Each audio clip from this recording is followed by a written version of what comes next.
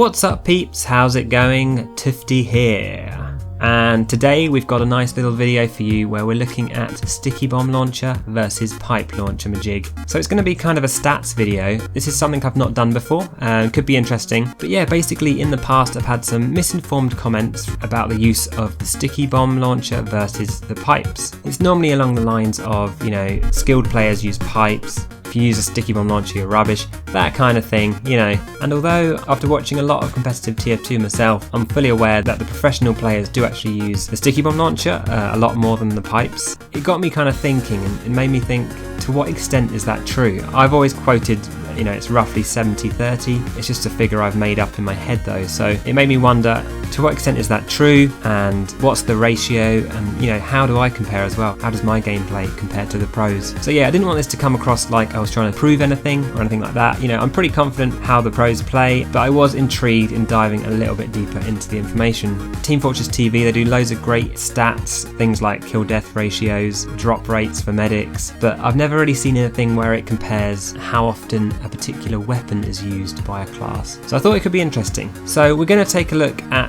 3 players, 3 pros, Kaidus, Bindy and Numlocked. Just picked kind of at random, the first ones that showed up in YouTube. And so I've looked at these 3 players on 3 different maps, taken the statistics for 3 rounds in each map. So using a lovely method of getting my iPhone out and the stopwatch and just literally tapping the button when the player switches weapons, I basically put together the following graphs. So let's take a look.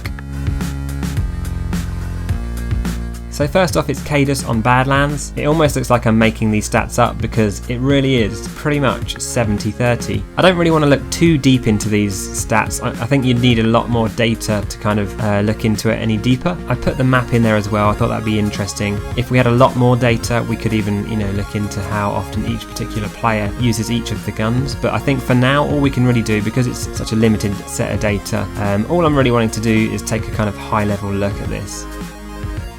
Let's take a look next at Bindy, who was playing on Gullywash. Again, a little bit less than 70-30 averages out, so we could argue that Bindy uses the sticky bomb launcher a bit more, but you know, again, like I said, it's just one map. It's 3 rounds, it's not really enough to make that call. But yeah, I would imagine that some maps are more suited to one gun or the other, so if you had enough data, like I said before, you might see some correlations come out. So the last one is Numlocked on Granary.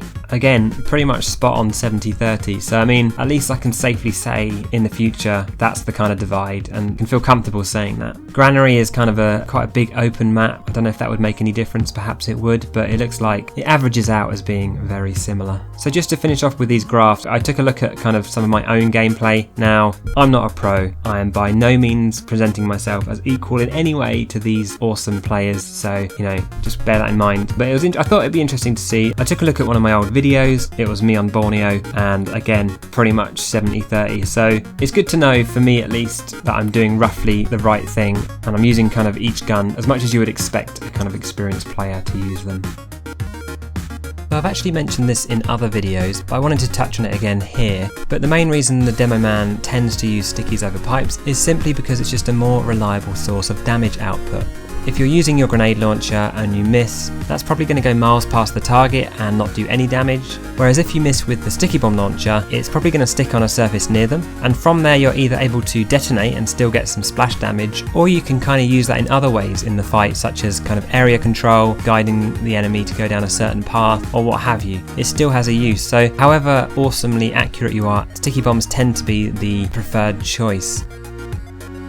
When I was watching, and I should mention that the links are in the description by the way if you do want to look at the games I was grabbing this data from. When I was looking at this footage, I did kind of mentally note down when the players were using pipes, and I think there was 2 or 3 main scenarios that it kept cropping up that the pipes would come out over the sticky bomb launcher. Obviously the first one is when stickies run out. You know, it makes sense, you quickly want some more ammunition, you flick over to pipes, maybe it's in the heat of battle and you just need a little bit more damage output. But also I saw it a lot for air shots. Obviously you can't really get an air shot with a sticky in the same way you can with a pipe. So yeah, if you're trying to deny a soldier bombing in, I kind of saw a lot of demo men using pipes for that kind of scenario. And then finally for spam, both work well for that, but especially for long range spam or just spamming randomly around a corner or what have you, pipes seem to be really useful for that as well and really prominently used in that scenario.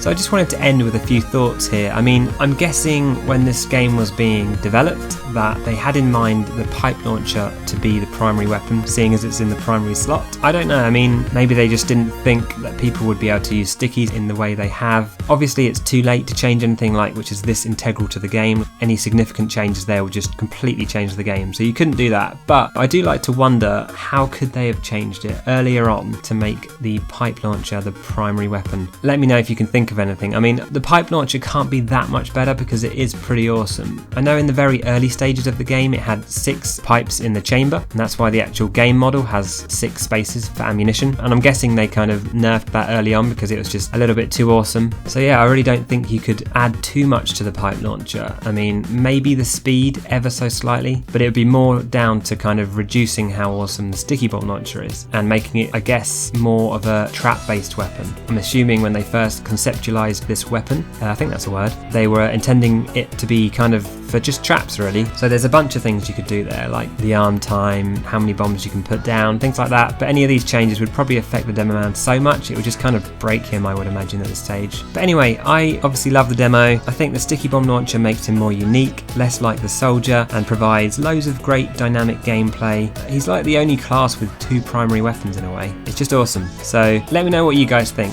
Do you like how the demo man turned out? Do you think it was a mistake? And if so, was it a good one or a bad one? Let me know what you think in the comments below, and I hope you enjoyed this episode. I'll see you guys in the next one.